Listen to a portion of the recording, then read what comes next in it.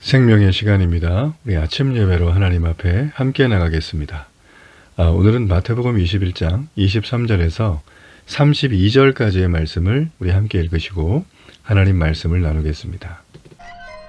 예수께서 성전에 들어가 가르치실세 대제사장들과 백성의 장로들이 나와 네가 무슨 권위로 이런 일을 하느냐? 또 누가 이 권위를 주었느냐? 나도 한 말을 너에게 물으리니 너희가 대답하면 나도 무슨 권위로 이런 일을 하는지 이르리라. 요한의 세례가 어디로부터 왔느냐? 하늘로부터냐 사람으로부터냐?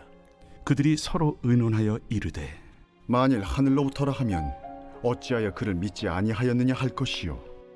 만일 사람으로부터라 하면 모든 사람이 요한을 선지자로 여기니 백성이 무섭다. 우리가 알지 못하노라. 나도 무슨 권위로 이런 일을 하는지 너희에게 이르지 아니하리라. 그러나 너희 생각에는 어떠하냐?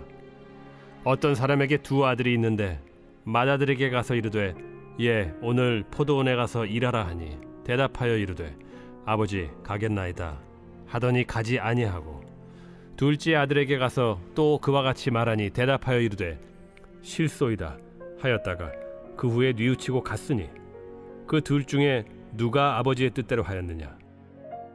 둘째 아들이니이다. 내가 진실로 너희에게 이르노니 세리들과 창녀들이 너희보다 먼저 하나님의 나라에 들어가리라. 요한이 의의 도로 너희에게 왔거늘 너희는 그를 믿지 아니하였으되 세리와 창녀는 믿었으며 너희는 이것을 보고도 끝내 뉘우쳐 믿지 아니하였도다. 예루살렘에 입성하시고 이제 그렇게 기다리던 메시아로서의 사역을 시작하시는 예수님. 자, 이제 이 유월절 기간에 이 예루살렘에 모인 수많은 인파들에게 오늘 이 성전에서 가르치시는 예수님의 장면이 등장합니다. 자, 예수님의 권위에 대해서 말하는 오늘 본문의 내용인데, 자, 어떤 내용이 흐를지 한번 보겠습니다. 자, 예수님이 성전에서 이제 가르치는데 이게 어디냐면 그 이방인의 뜰 이걸 에워싸고 있는 현관이라는 곳이에요. 우리로 말하면 여러 기둥으로 받쳐진 좀 그늘지고 넓은 그런 공간입니다. 이런 데서는 보통 이 하나님의 메시지 설교를 전했죠. 많은 사람이 둘러싸여서 이제 예수님의 가르침을 듣고 있었어요. 자, 이때 불청객인 대제사장들과 백성의 장로들이 나왔습니다. 예수님께 따져요. 무슨 권위로 이런 일을 하느냐? 누가 이런 권위를 줬냐라는 거예요. 자, 이런 일은 뭘까요? 네, 성전을 정결하게 하셨던 일이 있었죠. 병자를 고치셨어요. 성전에서. 그죠? 또 아이들의 메시아 찬양을 금지하지 않고 인정하셨어요. 이거 다 성전에서 금하는 것들이에요. 그러니까 성전에서 가르치시는 일 포함해서 지금 예수님이 권위도 없는데 내가 준 적도 없는데 우리들이 언제 이렇게 가르치는 일을 그냥 뭐 아주 밥 먹듯이 저렇게 하고 있는가? 그 예수님의 권위에 대해서 얕잡아보고 대충 여겼던 사람들이 위기의식을 느끼고 질문하는 장면입니다. 사실 이제 여기 이 성전에서 가르칠 수 있는 사람은 당시의 그 최고 기관인 산헤드린 회원이어만 됩니다. 그러니까 대제사장과 장로들은 이 공식적으로 성전과 예루살렘 백성의 이 종교 생활을 책임지는 사람들이에요. 그래서 우리가 이걸 볼 때 뭐 이들의 어떤 요구는 좀 정당해 보이기도 합니다. 자, 그렇지만 대제사장과 장로들의 이 23절의 이 질문은 예수님을 함정에 빠뜨리는 질문이에요. 만약에 예수님이 이 모든 권세를 하나님으로부터 받았다라고 하면 이건 신성모독죄로 몰고 가겠죠? 또 사람한테서 받다 그러면 아니 우리가 공식적인 사내들인 권위자들인데 우리는 부여한 적이 없다라고 말을 할 거라는 거예요. 진퇴양난이죠. 자, 이에 예수님께서 기막힌 방법으로 되물으십니다. 바로 되묻기예요. 자, 이게 당시 유대인들이 논쟁을 할 때 흔히 사용하는 방법인데 뭔가 이렇게 답변을 시원하게 하지 못할 때 오히려 상대가 답할 수 없는 질문을 해서 상대의 힘을 무력화하고 허점을 찌르는 역이용하는 방법입니다. 예수님은 요한의 세례가 하늘로부터 왔냐 사람에게서 왔냐 이걸 물으셨어요. 만일에 하늘로부터 왔다고 이들이 얘기를 한다면 왜 세례 요한을 믿지 않았냐? 네? 이렇게 이 곤란한 상황에 되죠. 그렇다고 사람으로부터 왔다고 답하면 이 무리들이 세례 요한이 선지자인 걸 알기 때문에 무리들로부터 외면을 당하고 공격을 받을 수 있습니다. 그러니까 당시 대제사장이라는 사람들은 이 로마 정부의 눈치도 봐야 됐고 또 당시 유대 시민들의 이 호응도 얻어야 되는 위치였어요. 자, 무리가 예수님을 찬미하고 있는데 요한의 권위가 사람으로부터 왔다고 하면 무리가 대제사장을 지탄할 것입니다. 자, 난처해진 그들은 알지 못한다고 답을 합니다. 이렇게. 그래서 예수님이 받은 권위는 예수님 역시 이게 어디서부터 왔는지 그들에게 말해주지를 않습니다. 자, 이렇게 일단락 되는 것처럼 보이지만 예수님은 자, 그 다음 장면, 이 포도원 비유를 드시면서 이 포도원의 두 아들 비유를 들면서 이 대제사장과 이 공회원들의 이 질문, 이 의도의 숨은 이 악의적인 그들의 마음을 드러내십니다. 자, 예수님께서는 아버지가 오늘 포도원에 가서 일하라고 했다, 두 아들에게. 근데 첫째는 가겠다고 답해놓고 가지를 않아요. 자, 이거는 당시의 유대인들의 예의 범절에 맞는 행동입니다. 그러니까 예의를 중시하던 그들은 일단 아버지 앞에서 말로 순종을 해야 돼요. 근데 이게 그냥 이 정도 예의가 아니고요. 만약에 아버지 앞에 말로 불순종을 하면 처벌을 받아요. 불효자식이라고 어떨 때는 심하면 동네 어귀에 세워놓고 돌로 맞아 죽습니다. 이거는 뭐 사실 예의범절을 넘어서서 엄한 규율이죠, 이거는. 그렇죠? 그러니까 당시에 그 유대 사회가 얼마나 경직되고 또 굳어져 있고 소위 말하는 전통이라는 걸 가지고 사람들을 옥죄어 왔는지를 우리가 단적으로 볼 수 있는 거예요, 사실은 이게. 그러니까 여러분, 우리가 이 전통이란 이름으로 행하는 모든 것들을 배격할 필요는 없지만, 자, 이런 이 그릇된 잔재의 악습은 뿌리째 뽑아야 된다는 거죠. 자, 첫째는 말로 가겠다고 했죠. 그래서 예의를 다한 거예요. 근데 반면 둘째한테도 아버지가 말을 했어요. 너 가라. 그랬더니 싫대요. 자, 이거는 예의범절에 완전 안 맞는 거죠. 야, 이 큰일 났다. 저도 읽으면서 그런 생각을 했는데 가만히 보면 뉘우치고 나중에 가서 일을 해요. 자, 이 둘 중에 아버지의 뜻대로 행동한 게 누굽니까? 이렇게 물어봤어요. 그 대제사장 장로들에게. 그랬더니 이들이 둘째라고 대답을 해요. 뭐 듣는 귀는 있겠죠. 자, 여기서 굉장히 중요한 게 있습니다. 이 비유에서 어떤 사람은 하나님이에요. 맏아들은 유대 지도자들이죠. 둘째 아들은 세리와 창녀들입니다. 자, 그리고 비유에 대한 결론을 31절에 말하죠.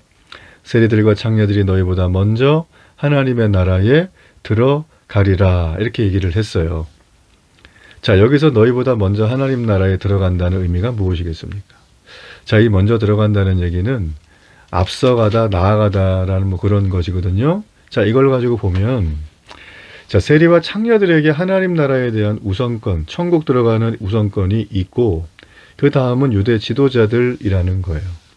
물론, 이 유대 지도자들이 불순종 가운데에서 하나님 나라에 들어갈 수는 없죠. 나중에라도 마음을 돌이켜 예수님을 메시아로 믿고 하나님의 뜻을 행하는 경우에만 하나님 나라에 들어갈 수가 있습니다. 예수님이 왜 이 비유에 대한 결론을 이렇게 내리셨을까요? 32절에 나와요. 요한이 의의 도로 너희에게 왔거늘 너희는 그를 믿지 아니하였으되 세리와 창녀는 믿었으며 너희는 이것을 보고도 끝내 뉘우쳐 믿지 아니하였다라는 거예요. 자, 이게 무슨 말일까요? 요한이 의의 도로 왔다. 근데 너희들은 믿지 않았다. 종교 지도자들, 근데 세리와 창녀는 믿었다라는 거예요. 자, 이 얘기는 요한의 권위가 하늘로부터 온 게 전제가 되죠. 세리와 창녀는 불순종했잖아요. 그죠? 도둑질하지 말라. 세리죠. 창녀는 간음하지 말라. 율법의 불순종이에요. 그러니까 요한을 통해서 이 불순종한 자들에게 말을 전했더니 하나님의 의에도 이거는 하나님의 뜻에 따라 사는 방법을 요한이 전했더니 그 사람 취급도 안 되던 천국에는 들어가기 어렵다고 여겼던 세리와 창녀가 그걸 믿었어요. 요한의 복음의 소식을 듣고. 그리고 회개했어요. 세례를 받았어요. 그런데 요한의 건의를 거부하여 회개하지 않은 유대교 지도자들은 같은 하나님으로부터 왔던 예수님의 권위조차도 거부하게 된 거예요. 자, 이런 자들은 천국에 들어갈 수가 없습니다. 심령이 가난한 자는 복이 있나니 천국이 저희 것임이라. 그들은 심령이 가난하질 않아요. 왜냐하면 이 모든 권위가 자신들에게 있다라고 생각을 하기 때문이에요. 예수님 말씀하셨어요. 주여 주여 하는 자가 천국에 들어가는 것이 아니라 누가 천국에 들어가요? 아버지의 뜻을 행하는 자가 들어가요. 그래서 예수님은 세리와 창녀들이 너희보다 먼저 하나님 나라에 들어간다고 한 거예요. 세리와 창녀들은 먼저 하나님 나라에 가면 그 후에 또 무조건 종교 지도자들이 들어간다는 뜻이 아닙니다. 제가 좀 전에 말씀드렸죠. 그들이 끝내 회개하지 않으면 하나님 나라에 들어갈 수가 없어요. 우리는 하나님의 자녀입니다. 크리스찬이죠. 우리는 이 땅에서 고민해야 될 이유가 딱 하나가 있어요. 그게 뭐냐면 내가 예수님의 권위 있는 그 예수님 앞에 더욱더 순종하며 살아야 될 것인가? 아니면 나의 권위를 세워가며 살아야 될 것인가? 여러분, 우리의 생각과 예수님의 생각이 충돌할 때는 아무 고민하지 마세요. 내 권위는 그냥 던져버리고 내 고민은 쓰레기통에 치우고 예수님의 말씀을 따라가는 게 정답이에요. 예수님의 의견과 내 의견이 충돌할 때는요, 그냥 예수님 의견 따라가는 게 100%예요. 그게 제일 좋아요. 지금 여기 이 사람들은 그거 안 하잖아요. 성전의 주인이 누구인가 지금까지 밝히셨잖아요. 그리고 그 성전의 주인 되신 분이 진짜 권위를 가지고 계신 분인데 우리는 그 권위가 내게 있다고 믿었어요. 자기들은 순종하지 않으면서 그냥 종교의 틀만 가지고 그 틀의 안에서만 살면 나는 뭐 문제없이 하나님 말씀 따라 잘 산 거지라고 생각을 했어요. 여러분, 우리가 이거를 볼 때 이 종교의 틀, 형식 하니까 기존에 현재 우리가 눈에 보는 교회의 질서나 예배의 형태나 또 우리가 교회 전체를 사랑과 교제함과 또 복음이 흐를 수 있는 여러 가지 좋은 어떤 사역의 이 프로세싱들을 전부 다 무시하라는 소리가 아니에요. 그게 아니라 여러분, 그게 예수님의 권위보다 더 높아지면 우리는 종교 지도자들과 다르지 않다라는 거예요. 첫째 아들이라는 거죠. 포도원 가서 일해라. 네, 그랬지만 뒤로는 안 가는 거예요. 이거는 엄중한 심판을 받는 것입니다. 그들은 권위가 자기에게 있다고 생각을 하는 거예요. 권위는 예수님께 있어요. 왜냐하면 하늘로부터 예수님은 이는 내 사랑하는 아들이요 기뻐하는 자라고 하셨거든요. 여러분, 그러므로 우리는 이것을 기억해야 됩니다. 그러므로 우리의 신앙생활에 정말 중요한 건 나의 권위, 나의 생각, 나의 뜻, 나의 고집을 가지고 신앙생활하는 게 아니라 하나님으로부터 온 권위를 받은 우리 주 예수 그리스도의 권위, 그분을 믿고 그분께 순종해야 되는 것입니다. 오늘도 여러분이 이 말씀을 새기고 그렇게 순종하며 살아가는 복된 하루가 되기를 바랍니다. 결단의 기도를 드립니다. 살아계신 하나님, 이 놀라운 권위를 우리 주 예수님께 허락하심을 감사합니다. 우리 주 예수님 더욱 사랑하고 말씀에 순종하며 기쁨으로 오늘 하루를 살아가도록 주여 축복해 주옵소서. 예수님 이름으로 기도합니다. 아멘.